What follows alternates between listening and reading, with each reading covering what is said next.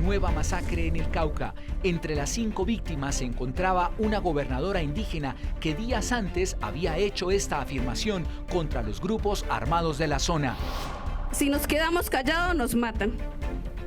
Y si hablamos también. Entonces, hablamos. El presidente Duque anunció que enviará 2.500 hombres del ejército. ¿Será suficiente esta medida para retomar el control en ese departamento? Polémica por decisiones judiciales. Jueces ordenaron a periodista que revele quién fue su fuente para escribir un libro sobre casos de pederastia en la Iglesia Católica. Además, suspendieron la venta del escrito. Eso es censura previa y eso está prohibido por la ley. Y a pagar para no tener el pico y placa. Los dueños de vehículos particulares en Bogotá podrán cancelar una suma semestral o anual para quedar exentos de la restricción. Les explicaremos cómo funcionará la medida. Esto es Sala de Prensa.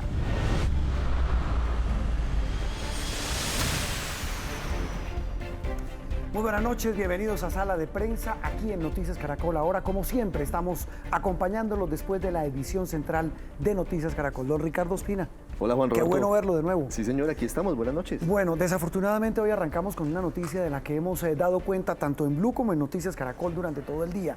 La muerte de 5 indígenas que fueron asesinados en Tacuelló, esto es en el departamento del Cauca.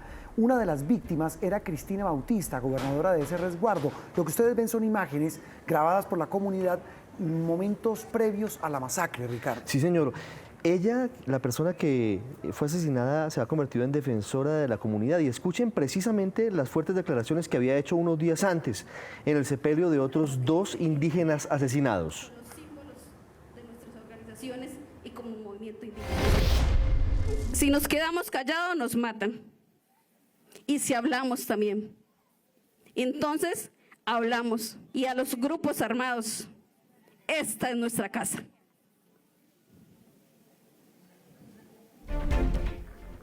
Esta es nuestra casa y como autoridades desde el núcleo familiar, no son bienvenidos. Pues no eran bienvenidos, pero se metieron a ese resguardo y los asesinaron.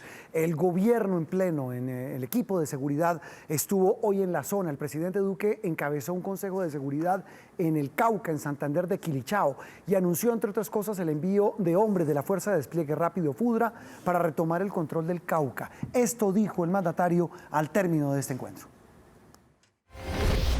Que en los próximos 40 días debe estar en operación en el departamento la Fuerza de Despliegue número 4, Fuerza de Despliegue Rápido número 4, FUDRA 4, que va a traer 2.500 efectivos más de la fuerza pública para cumplir los 3 propósitos: control territorial, cerrar las rutas del narcotráfico empleadas por estas organizaciones y desmantelar esas organizaciones. Organizaciones que tienen una influencia sin duda de carteles mexicanos. Para hablar sobre este asunto tan complejo tenemos al líder indígena Luis Fernando Arias. Señor Arias, gracias por estar con nosotros. ¿Qué está pasando en el Cauca?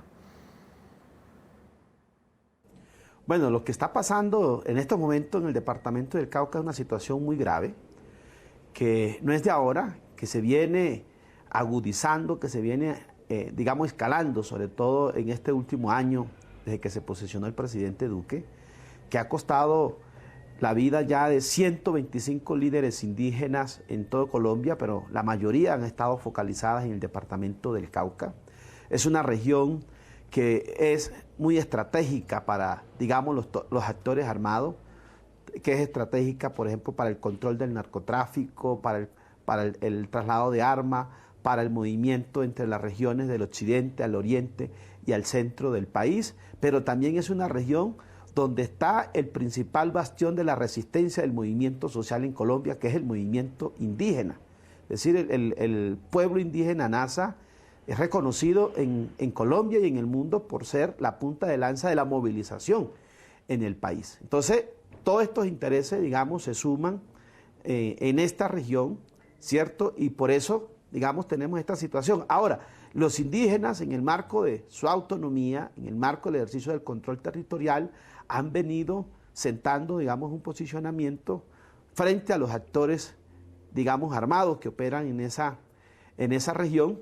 Y es ahí donde ha venido, digamos, este ataque por parte de los actores armados, por parte de las disidencias de las FARC, de los grupos narcotraficantes, pero que también la fuerza pública prácticamente ha estado cruzada de brazos como espectadores. Incluso, por ejemplo, el caso de ayer también de Corinto, en el que involucra el asesinato, digamos, de un líder comunitario en Corinto por parte de la fuerza pública. Entonces es una situación grave, dramática, realmente que viene ocurriendo de tiempo atrás, pero que ha tenido el día de ayer el clima más alto, que por fin ha tomado la atención del país. No, pues claro, eso que usted dice es grave y dramática, señor Arias. Algunas regiones del Cauca se salieron de control del Estado y eso no solo los afecta a ustedes, a los miembros de las comunidades indígenas, sino a todos los civiles. ¿Qué hacer para retomar ese control, señor Arias? Bueno, para poder retomar el control territorial, lo primero que debe hacer el gobierno colombiano es apoyar y respaldar el ejercicio de las autoridades indígenas, de la Guardia Indígena, todo este ejercicio de control, de consolidación territorial, la implementación del acuerdo de paz, del capítulo étnico. Ahí están las herramientas, los instrumentos establecidos para resolver de fondo el problema que tenemos en esta región. Nosotros creemos que aquí la solución no va a ser más presencia militar, necesitamos la presencia social, integral del Estado, que cumplan con los acuerdos de la Minga, del Plan de Desarrollo, los acuerdos de paz. Ahí está la fórmula para resolver el problema en esta región del país. Esta tarde el presidente Duque anunció que enviará 2.500 hombres del ejército para combatir a las disidencias de las FARC en el Cauca. Se activa la Fuerza de Despliegue Rápido número 4. Señor Arias, ¿qué opina sobre esto? ¿Esta es la solución? ¿La solución es exclusivamente militar? Bueno, lamentable que el gobierno colombiano, digamos, interprete que la solución de la problemática en el Cauca es de carácter militar. Si se aumenta el pie de fuerza, se va a escalar el conflicto, se va a escalar la confrontación. Nosotros somos pueblos de paz, siempre hemos optado por una salida política, una salida negociada al conflicto armado. Y sobre todo en este momento en que la fuerza pública viene siendo cuestionada por varias ejecuciones extrajudiciales, en que medio país le está pidiendo la renuncia al señor ministro de Defensa, ¿verdad? Que nosotros acompañamos también esa solicitud. Creo que el presidente Duque está en un momento en que debiera tomar decisiones con cabeza fría para reformar desde la cabeza hasta los pies la fuerza pública, las fuerzas militares, para que realmente sea una fuerza para la paz, para la consolidación de la paz territorial que tanto se habló y tanto se discutió en el Acuerdo de Paz de La Habana. Mire, señor Arias, entiendo la molestia suya, la desazón, la decepción que tiene con el Estado, con la fuerza pública, con el gobierno, pero ¿no deben ustedes también trabajar en conjunto con la fuerza pública para erradicar los cultivos ilícitos en algunos resguardos indígenas? Porque eso sin duda es uno de los generadores de violencia. Lo que debe hacer el gobierno colombiano es cumplir con el acuerdo de paz, avanzar en los planes de sustitución de cultivos de uso ilícito y con la implementación del capítulo étnico.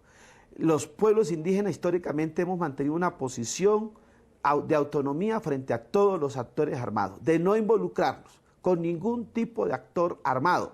Por eso, adelantar cualquier trabajo de coordinación con la fuerza militar está totalmente descartado. Eso incluso puede colocar en mayor riesgo a las comunidades indígenas que en estos momentos están en medio del fuego cruzado. Aquí necesitamos es que se tomen decisiones urgentes en materia de la implementación del acuerdo y que la fuerza pública realmente se dedique a combatir a los ilegales, a cumplir su deber de orden constitucional y legal, que es lo que ha tenido que haber hecho durante todo este tiempo y que todavía no ha hecho. Bueno, señor Luis Fernando Arias, líder indígena de la zona del Cauca, del norte del Cauca, gracias por estar con nosotros. Varias consideraciones sobre esto que dice él al final, Ricardo y televidentes. Evidentemente sí hay comunidades indígenas que se le pararon en la raya al narcotráfico. Tan es así que los mataron. Claro. Y los siguen matando y están amenazados. Esa líder indígena que habló representa, como a muchos de estos indígenas, Ricardo, que decidieron no más narcotráfico. Pero el problema es que el Cauca es el corredor de la droga de las disidencias de las FARC y de los carteles mexicanos. Y hay un tema adicional, Juan Roberto, que complica todo lo que está ocurriendo en ese departamento, en el Cauca, y es la autonomía de los pueblos indígenas, la forma en la que actúa la Guardia Indígena, preservando la seguridad de sus territorios solamente con los bastones de mando. Eso es muy complicado. Dicen los integrantes del ejército, por ejemplo, que si ellos están en una persecución a las disidencias y esos hombres ingresan al resguardo indígena, la Guardia no les permite seguir persiguiéndolos porque ya la jurisdicción es otra. Entonces es muy difícil trabajar conjuntamente y buscar atacar a estas disidencias. Jurisdicción protegida por la Constitución, Ricardo. Claro. Es que ese es un tema muy complejo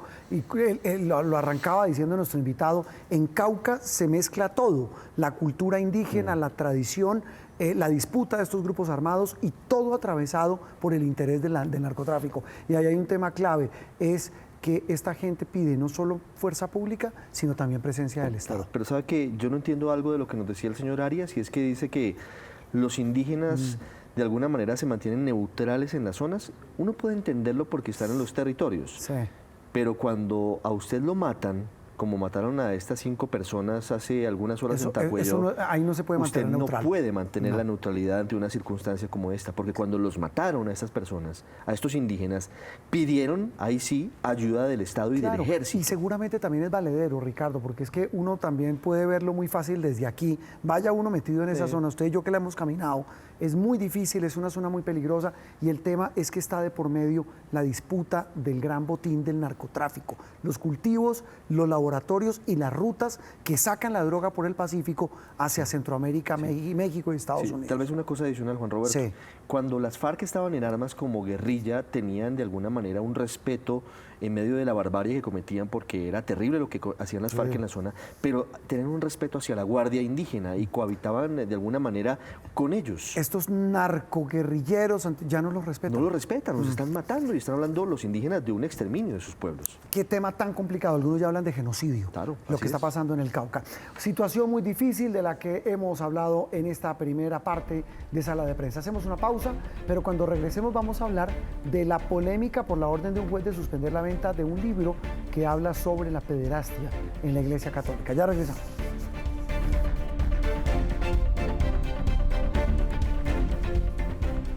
Bueno, seguimos en Sala de Prensa para hablar de un tema que es interesante. Esté usted o no de acuerdo, tenga las posiciones que tenga, pero el tema es interesante, en Ricardo y televidentes. Un juez ordenó al periodista y escritor Juan Pablo Barrientos, autor del libro Dejad que los niños vengan a mí, revelar su fuente en esta publicación, ese libro que ustedes ven ahí, que cuenta casos muy sensibles de sacerdotes señalados de pederastia. Por esas denuncias fue objeto de 2 tutelas. En una, un juez de San Rafael, Antioquia, como medida provisional, imagínese usted, prohibió la difusión y venta del libro. En la otra tutela están exigiendo desde la justicia que Barrientos revele cuál es la fuente de esa información que vincula a varios jerarcas de la Iglesia con casos de pederastia. No, pues imagínense, para el autor del libro, las órdenes van en contra de las mismas leyes colombianas, pues es que eso sí lo vamos a hablar en instantes. Esto aseguró Juan Pablo Barrientos, el autor de esta obra. Eso es censura previa y eso está prohibido por la ley. Segundo, otra juez de una segunda tutela pues me pide revelar la fuente protegida de esa denuncia específica. Yo no puedo hacer eso, la juez me dio 4 horas, obviamente le dije que no lo iba a hacer, dijo que si no lo hacía pues tendría alguna sanción penal o disciplinaria. Sí, aquí el asunto es que estamos hablando de censura previa, Juan Roberto, y estamos hablando de un asunto muy complicado. Para hablar sobre este tema nos acompaña Jonathan Bock, él es coordinador del Centro de Estudios de Libertad de Expresión de la FLIP. Jonathan, ¿cuál es la posición de la Fundación para la Libertad de Prensa frente a este caso, al caso Barrientos? Buenas noches.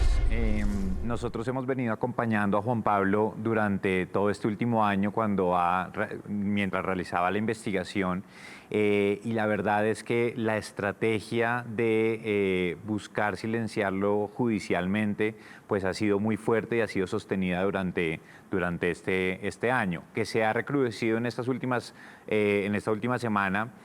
Con 3 tutelas y 2 decisiones judiciales que son realmente inadmisibles y muy difíciles de comprender, precisamente porque van en contravía de la Constitución. Una de ellas, como ustedes mencionaban, la censura previa, y la otra es que lo obligaba a revelar sus fuentes, ambos pues condiciones protegidas por la Constitución. Jonathan, eso precisamente que usted menciona, el juez de ayer le da casi nada, un plazo a Juan Pablo para que revele sus fuentes. ¿Qué pasó o qué va a pasar cuando se cumpla ese plazo? Es decir, porque en medio de todo es una decisión judicial, es una orden. Lo arrestan, ¿qué puede pasar? Y efectivamente el plazo ya se cumplió, se vencía ayer al mediodía, y digamos que esto también tiene que ver un poco con la falta de sintonía de las decisiones en estos casos de los jueces, donde pues son decisiones que finalmente no se cumplen y no ocurre nada porque precisamente como estábamos diciendo, pues es un derecho constitucional que tiene Juan Pablo y que tienen los periodistas y muchas otras profesiones en el país de mantener el secreto de la fuente. Sí. Jonathan, hablando sobre la censura previa y hablando sobre lo que hay como trasfondo a todo esto, digamos que ¿cómo ven desde la FLIP la posición y las argumentaciones de los demandantes en el sentido siguiente? Porque por supuesto es un trabajo periodístico serio, riguroso, pero no hay todavía una verdad judicial sobre este asunto que responsabilice penalmente a los jerarcas de la Iglesia, a los sacerdotes, de esos delitos sexuales de agresiones contra menores de edad. En este caso, ¿cómo lee la FLIP esa parte de la historia? La parte en la que de alguna manera los jerarcas de la Iglesia dicen, pues me están afectando mi buen nombre. Sí, hay 2 temas antes de responder a la pregunta. Es importante subrayar que hace unos minutos acabamos de conocer que el juez levantó la orden cautelar que prohibía la distribución y la comercialización del libro. Esto lo acaba de tuitear Juan Pablo y nosotros de recibir la notificación en la FLIP. Dicho esto, también es importante que en Colombia está prohibida la censura previa y eso es importante comprenderlo porque las consecuencias que hay después de la publicación, es decir, si se está hablando mal de una persona, queda el nombre de la persona en entredicho, la honra, pues estas son consecuencias de una publicación, pero no previamente se puede anticipar a eso.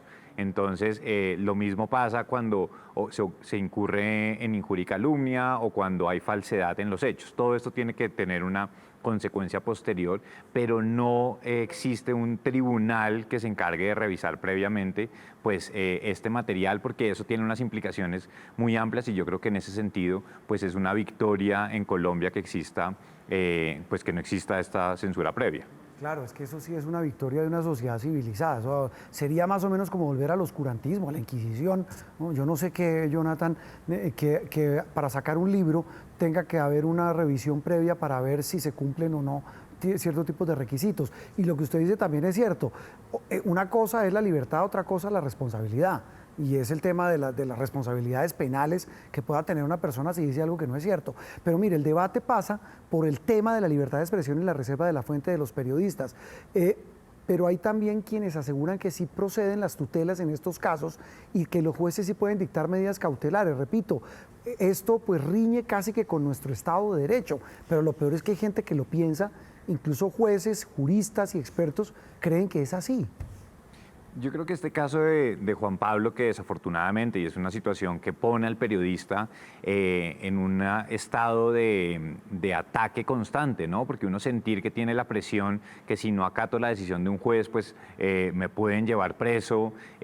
Sí, no es una situación fácil, pero que este caso afortunadamente pues puede servir para visibilizar algo que está sucediendo en muchos lugares y que muchos periodistas pues se ven afectados constantemente.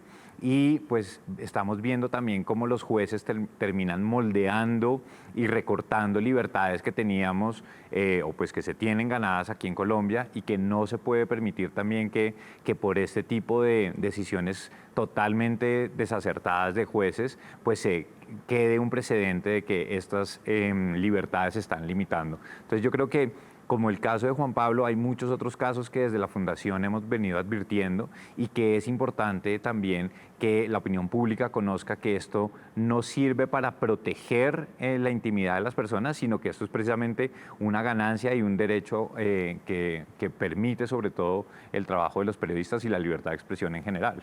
Jonathan, y hay otro ingrediente que es la otra cara de la moneda. Imagínese este precedente que se puede sentar, hablo en términos del ejercicio periodístico. Dígame, con este tipo de sentencias que obliguen, así después no prospere, ¿qué fuente se va a animar a contarle a uno algo?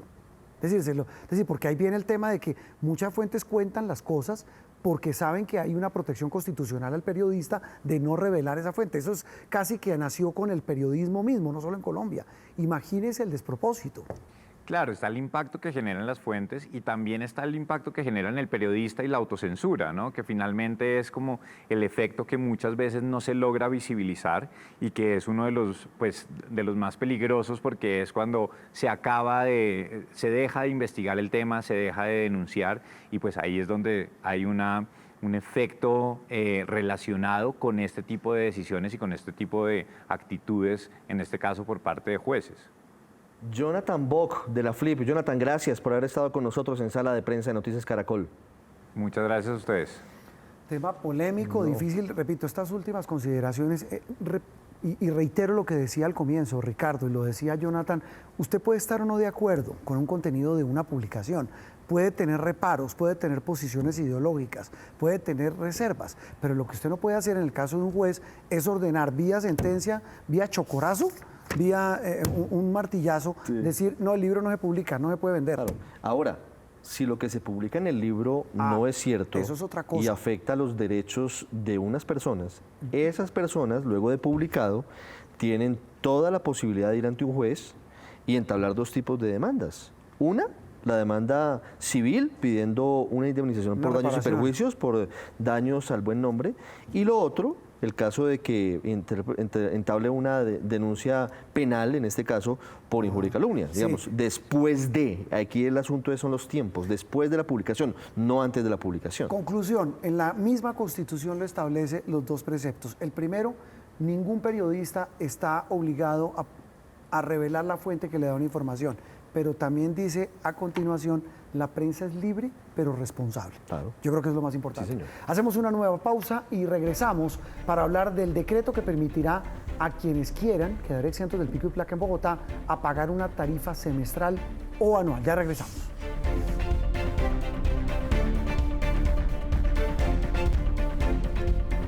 Regresamos a la parte final de Sala de Prensa Blue. Don Ricardo, ¿cuántos carros tiene?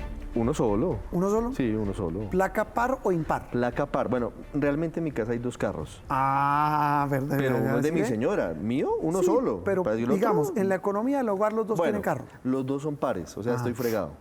O sea, ¿sí? Sí, claro. Pero berracos. Sí, pero, o sea, y no pensaron en ponerle en uno. Lo que pasa es que cada uno tenía su carro antes de la unión. Ah, bueno, sí. ¿No? Es decir, entonces, ahí, pues, digamos, ahí hay que vender uno para quedar con placa par y con placa impar. O sea, ahora en Tinder uno pone, busco pareja con placa par.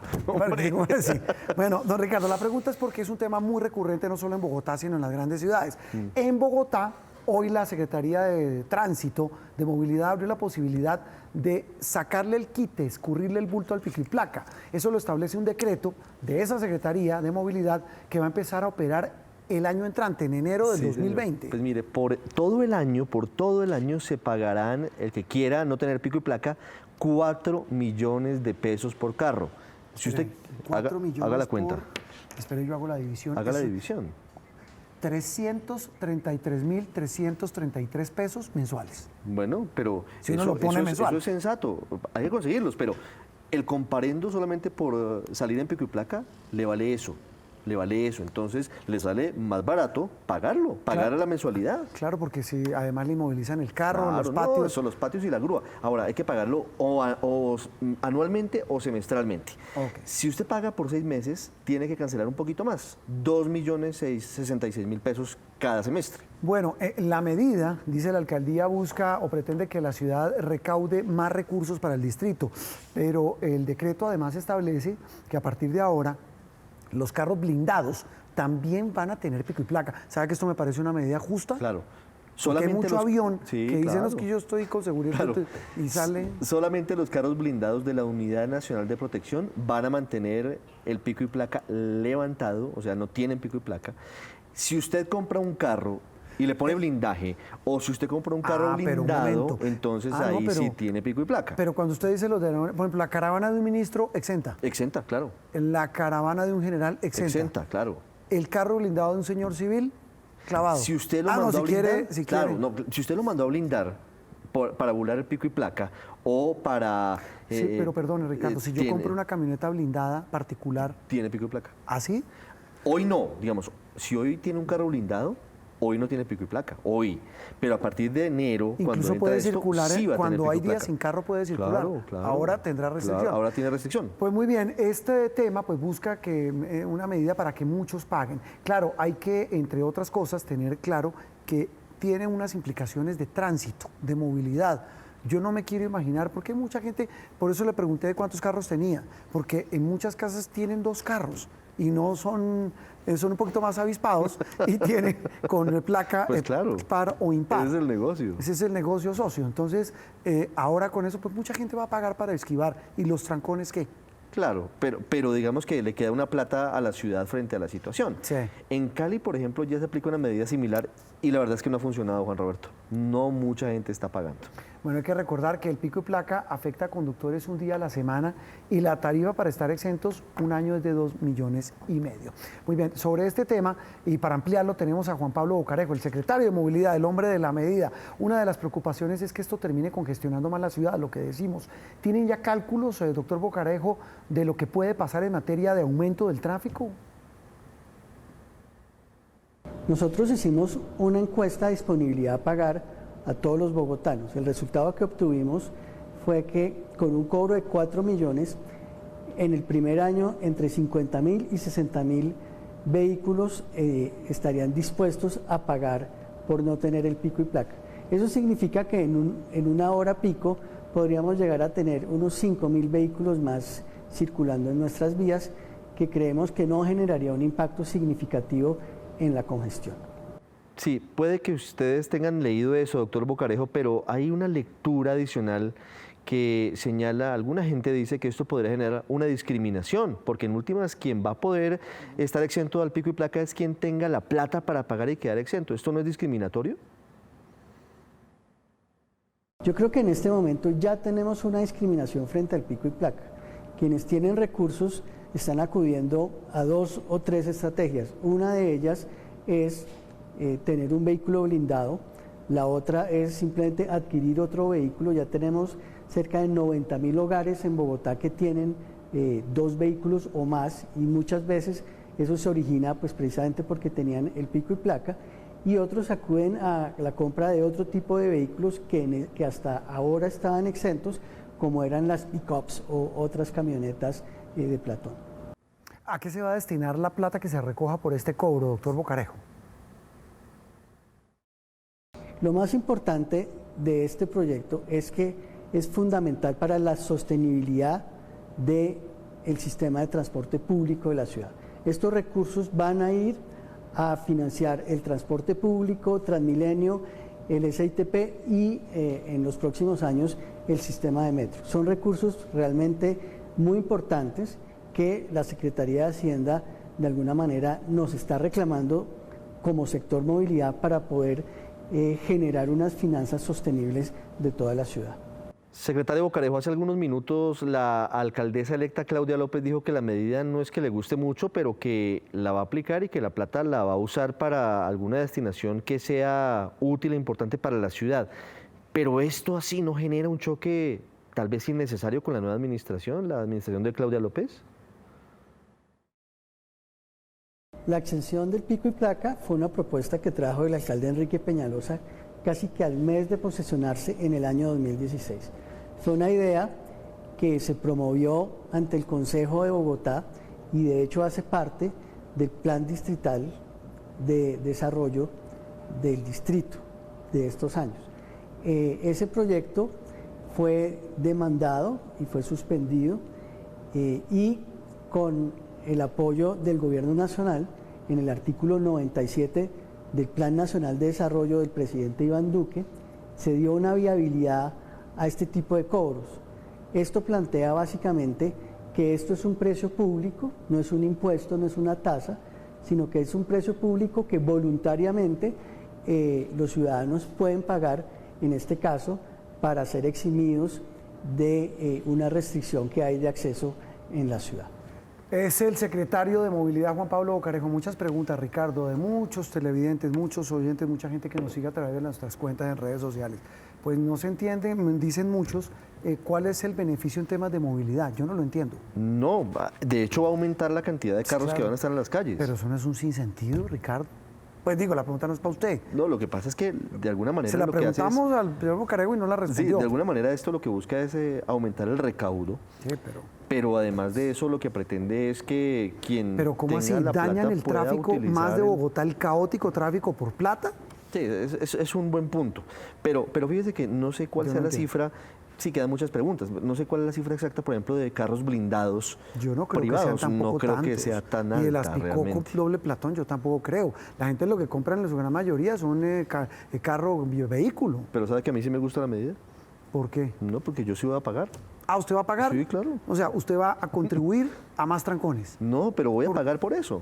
Digamos, no es un pero impuesto, es que- yo tomo pero la es que decisión yo y creo pago. que ahí es la almendra, Ricardo. Yo no sé, y se lo pregunto a usted, eso es discriminatorio.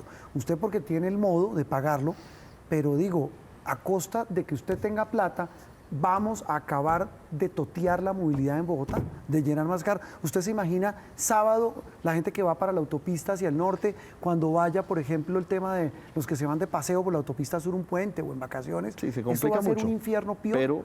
Pero No hay un entiendo. tema, pero yo tampoco creo que mucha gente se va a meter la mano al bolsillo, Juan Roberto. En Cali, por ejemplo, fracasó. Digamos, no hay mucha gente que esté dispuesta a pagar la plata. Amanecerá y veremos. No sé Yo cuánta no gente sé, vaya yo a en poner cambio la plata. tengo la percepción de que hay muchos Ricardos como usted que van a tener 2 carros con placa París y dicen, no, yo prefiero pagar. Bueno, y ahí la gran pregunta va a ser, es qué va a hacer la nueva alcaldesa, porque Claudia puede llegar a derogarlo, Claudia López. Claro. Dijo hace minutos Juan Roberto que ella no le gusta porque es discriminatorio, pero que lo va a mantener en principio. Entonces vamos a ver qué pasa. Dura 15 días. O sea, el 15 de enero lo están derogando. Entonces me toca pagar rápido para que me Ah, cobije. bueno, eso sí es problema suyo. Y lo otro es que no busque en Tinder, busque con placa. No, diga, no, ya estoy retirado. ¿Ya está retirado no, del mercado? pero por favor, en uso de buen retiro. Bueno, don Ricardo, gracias. Gracias, Juan Roberto. Feliz madrugada en Blue. A ustedes muy queridos por acompañarnos. Esto es Sala de Prensa aquí en Noticias Caracol Ahora.